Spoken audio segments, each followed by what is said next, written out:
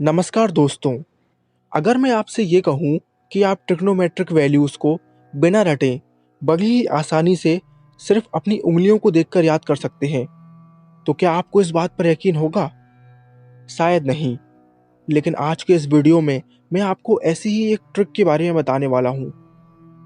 सबसे पहला काम जो आपको करना है वो ये कि आपको अपने लेफ्ट हैंड को लेना है और उसमें एंगल्स को कुछ इस तरीके से लिखना है: 0 डिग्री, 30 डिग्री, 45 डिग्री, 60 डिग्री और 90 डिग्री। अगर आपको साइन के कोई एंगल के लिए वैल्यू निकालनी है तो आप ये फॉर्मूला यूज़ करेंगे: sine theta is equal to under root of fingers below upon 2। चलिए इस चीज़ को मैं आपको एक एग्जाम्पल से समझाता हूँ। मान लीजिए हमें साइन 0 डिग्री की वैल्यू निकालनी है, तो इसके लिए सबसे पहले हमें ये देखना है कि 0 डिग्री के नीचे हमें कितनी उंगलियां नजर आ रही हैं। ये रहा 0 डिग्री और इसके नीचे हमें एक भी उंगलियां नजर नहीं आ रही। इसीलिए हम लिखेंगे under root of 0 divide by 2, जो कि आएगा 0, यानी साइन 0 डिग्री की वैल्यू 0 होती है। चलिए एक और एग्जाम्पल ले लेते हैं।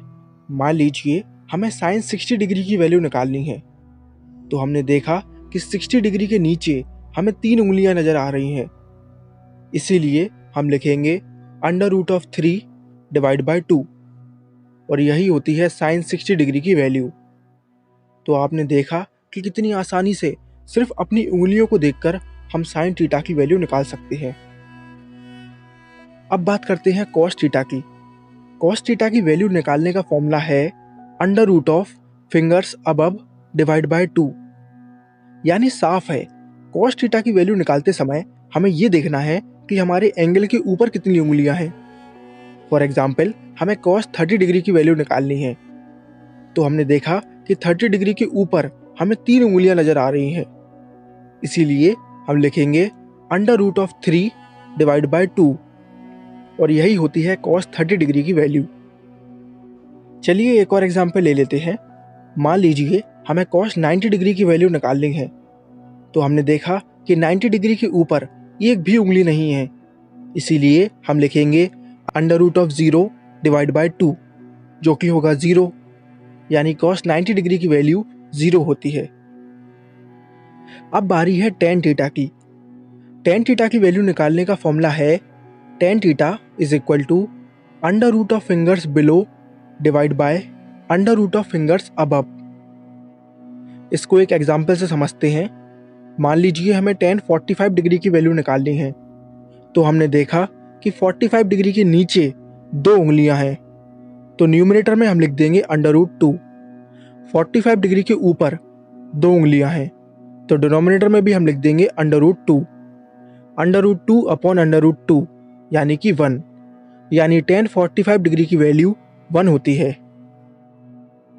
वन लास्ट एग्जाम्पल, हमें टेन 90 डिग्री की वैल्यू निकालनी है, तो हमने देखा कि 90 डिग्री के नीचे 4 उंगलियां हैं, तो न्यूमरेटर में हम लिख देंगे अंडर रूट 4। 90 डिग्री के ऊपर एक भी उंगली नहीं है, तो डिनोमिनेटर में हम लिख देंगे अंडर रूट ऑफ 0।